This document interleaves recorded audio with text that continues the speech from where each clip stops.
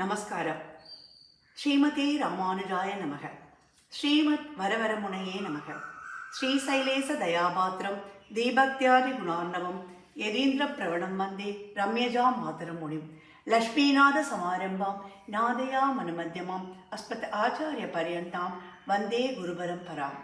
யோ நித்யமச்சுத பதாம்புஜ யுக்வருக்ம व्यामोगद स्थितराणि त्रिनायमेने अस्मद्गुरोर् भगवतो दयैक सिन्धोः ராமானுஜஸ்ய சரணம் சரணம் பிரபத்தே.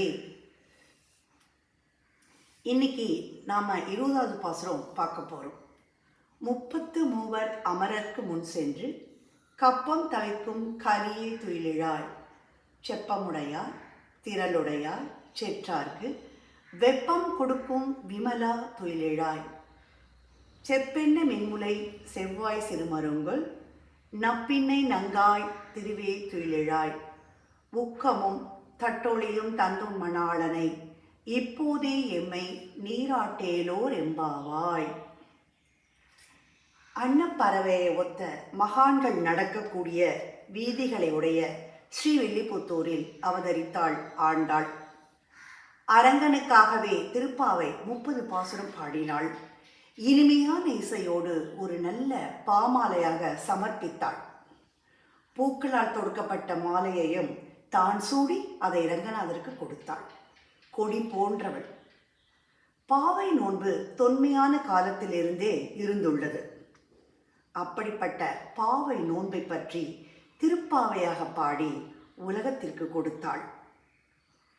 எங்களுக்கு அருள் புரிய வந்தவளே, எல்லாவற்றிற்கும் நீதான் அனுகிரகம் பண்ண வேண்டும் என்று வேண்டுகிறாள். இந்த பாடலில் முதலில் கண்ணபிரானையும் பின்பு நப்பின்னையையும் எழுப்புகிறாள். 33 அப்படின்னு இருக்கு. ஆனால் எல்லோரும் 30 முக்கோடி தேவர்கள் தான் சொல்லுவார்கள். எப்படின்னு கேட்டா 12 ஆதித்யர்கள், 11 ருத்ரர்கள், 8 வசுக்கள், 2 அஸ்வினி குமாரர்கள். இவர்கள் 33 பேர். இவர்கள் ஒவ்வொருவருக்கும் 1 கோடி கணங்கள் உண்டு. அப்படி கணக்கிட்டுத்தான் 30 முக்கோடி தேவர்கள் என்று கூறப்படுகிறது.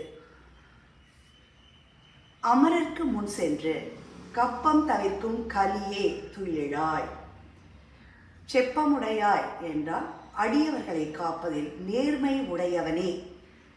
திரள் என்றால் எதிரிகளை மண்ணை கவச் செய்யும் ஆற்றல் உடையவனே.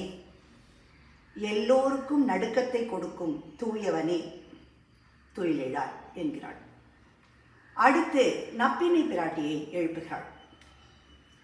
செப்பெண்ண மென்முலை உடையவளே, சிறுத்த இடை உடையவளே, நப்பினை என்னும் நங்காய் என்கிறாள். நம்பி என்றால் பூரண குணம் கொண்ட ஆண்மகன் என்றும், நங்காய் என்றால் பூரண குணம் கொண்ட பெண்மகள் என்றும் கொள்ளப்படுகிறது. திரை என்னும் மகாலட்சுமி வடிவத்தில் இருப்பவளே, தூக்கத்திலிருந்து விழித்துக் கொள்வாயாக. விசிறியும் கண்ணாடியும் தந்து இப்பொழுதே எங்கள் அத்தனை பேரையும் கண்ணனுடன் சேர்த்து வைத்துவிடு என்கிறாள். இந்த பாசுரத்தில் ஜீவாத்மாக்கள் பரமாத்மாவை அடைதல் பற்றி குறிப்பிடப்பட்டிருக்கிறது. ஆண்டாள் திருவடிகளே சரணம். ஆழ்வார் எம்பெருமானார் ஜீயர் திருவடிகளே சரணம்.